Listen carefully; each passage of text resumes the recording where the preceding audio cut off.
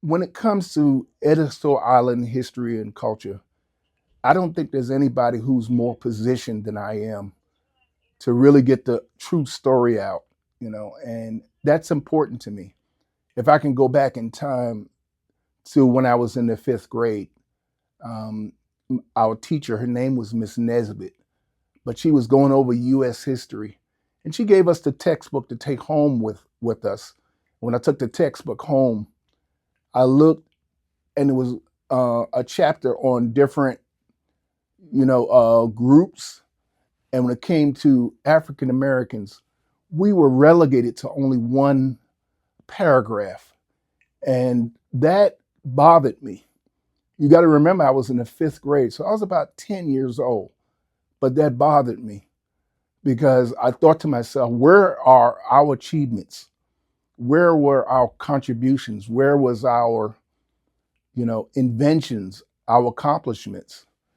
And from there, since I was 10, I started on a quest to do more, research more, and to find out more.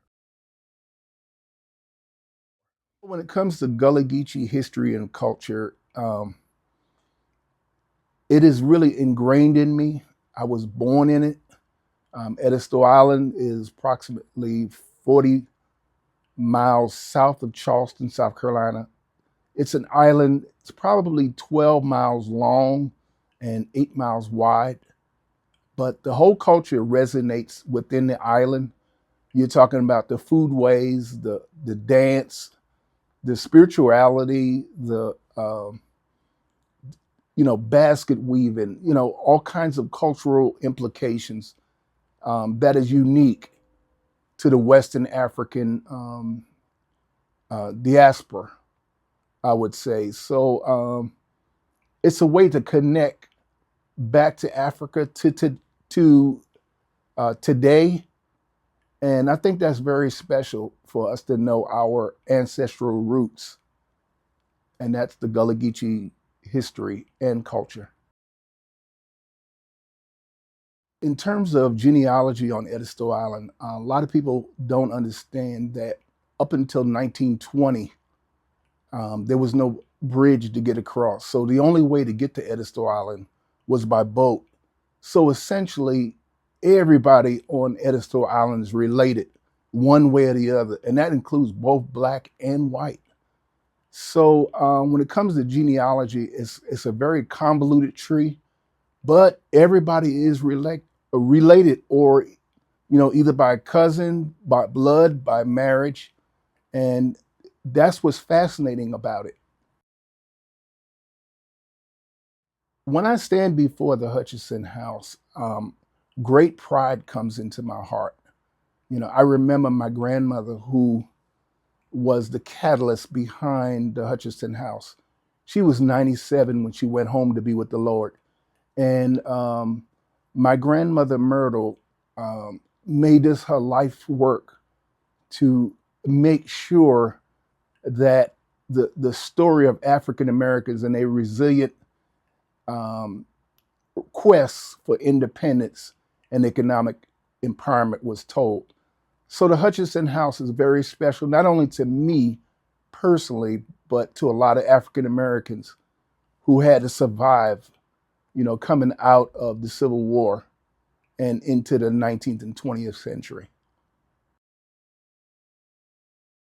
The people from Ancestry reached out to me, and they told me, they said, hey, Mr. Estevez, you have the largest tree when it comes to genealogy for African Americans who were born or lived on Edisto Island.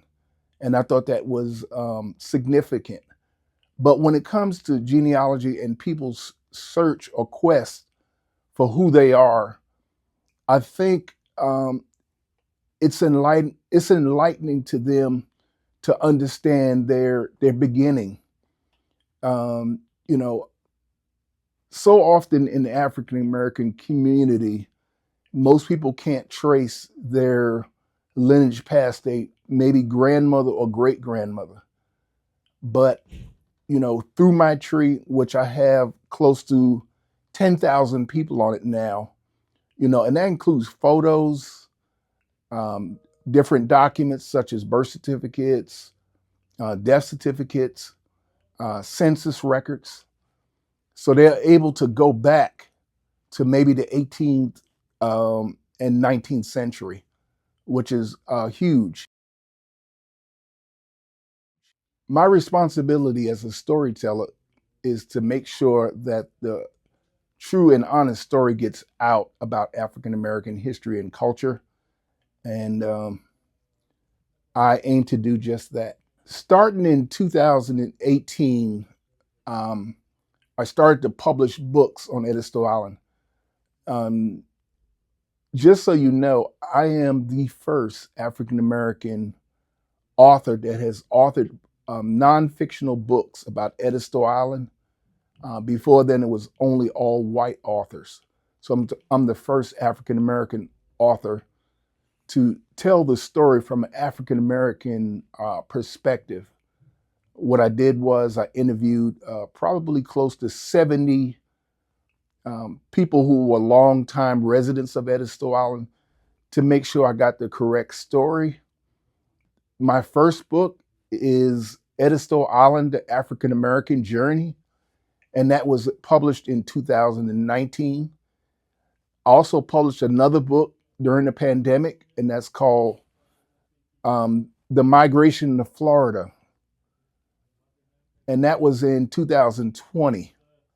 I also published a third book, and it's called The Hutchinsons of Edisto Island, a pictorial memoir.